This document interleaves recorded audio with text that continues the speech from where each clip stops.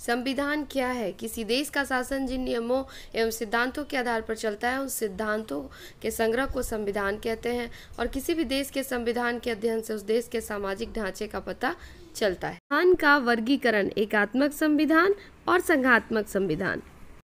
एकात्मक संविधान यह वह संविधान है जो केंद्रीय सरकार को सर्वोच्च एवं एकमात्र सत्ता स्वीकार करता है, जैसे ब्रिटेन का संविधान। संघात्मक संविधान यह वह संविधान है जो प्रशासनिक अधिकारों को केंद्र और इकाइयों में विभाजित कर देता है, जैसे अमेरिका और भारत का संविधान। स्पष्टता के आधार पर भी संविधान को दो भागों में विभाजित किया जाता है, लिखित संविधान और अलिखित संविधान। लिखित संविधान जिस संविधान के सिद्धांत, स्वरूप और नियम स्पष्ट रूप से एक स्थान पर लिपिबद्ध रहते हैं उसे लिखित संविधान कहते हैं, जैसे भारत, अमेरिका, रूस, फ्रांस का संविधान।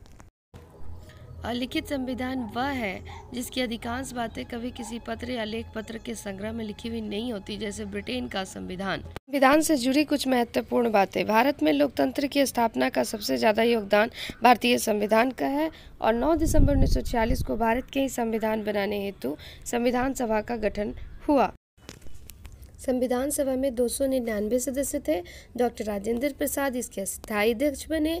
डॉक्टर भीमराव अंबेडकर प्रारूप समिति के अध्यक्ष बनाए गए और डॉक्टर अंबेडकर को भारतीय संविधान का जनक भी कहा जाता है।